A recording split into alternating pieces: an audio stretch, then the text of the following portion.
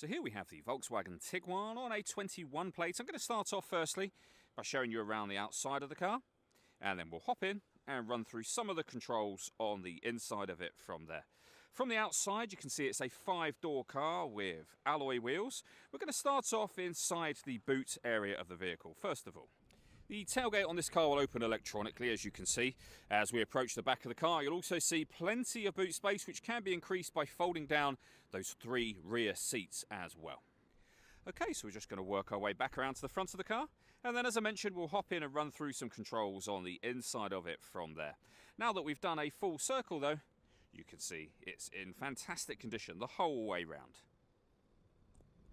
Just briefly before we climb in, I think it's well worth seeing the interior from this exterior point of view. There's plenty to run through on the dashboard, so let's hop in and we'll do that now.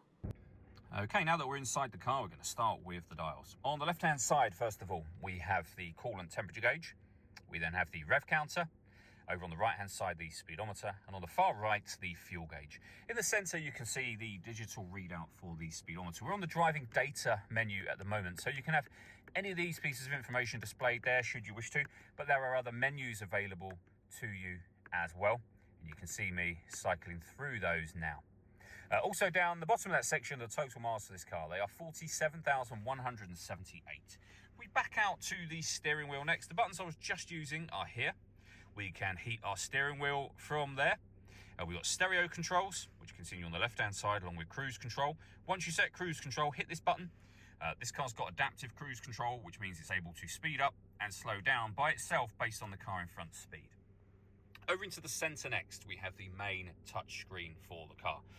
So up on here, you have, of course, the radio. You'll see this car's got FM and DAB radio, internet radio as well. If you want to listen to your own music, you can do so by streaming your music wirelessly via Bluetooth audio. You have streaming services available, and you can save your own playlists to the car as well. Those options are available under the radio heading or the media heading. You can see exactly the same options there. We have, of course, got the phone, which you can pair up from here. This car has satellite navigation, really nice clear colour system, very easy to use. We have various apps you can connect up. As you can see, Apple CarPlay, for example. We have a car menu as well. And then below that, we have the dual zone climate control. So you can adjust the passenger and driver temperature.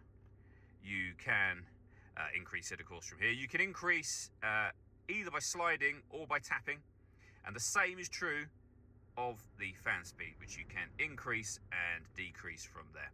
You can determine where you'd like the air to be distributed once it enters the car.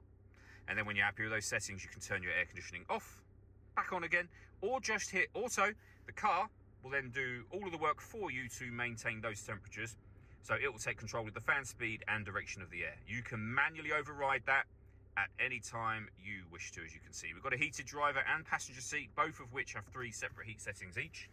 2 USB-C inputs, as well as a 12-volt charging socket and some storage just here.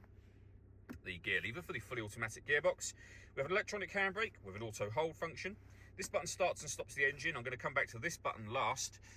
We've got stop and start. This car is designed to cut out when it's stationary in traffic, which in turn will save you fuel. The system is off when that light shows. You can turn your parking sensors on and off. You can turn the autonomous parking on and off. This car is able to then park itself, taking control of the steering element for you.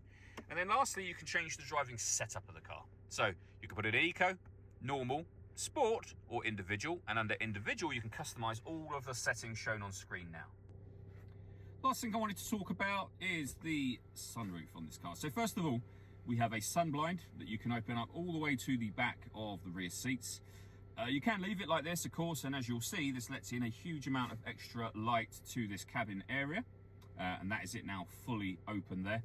But you can, if you wish to, open this front section as a full-size sliding sunroof as well. And as you can see, that gives you a massive sunroof area here. All that leaves me to say is thank you for taking the time to watch this video. If you'd like to come and see the car for yourself and have a test drive, please feel free to give us a call here at West Horsley Motors. We'd love to hear from you soon.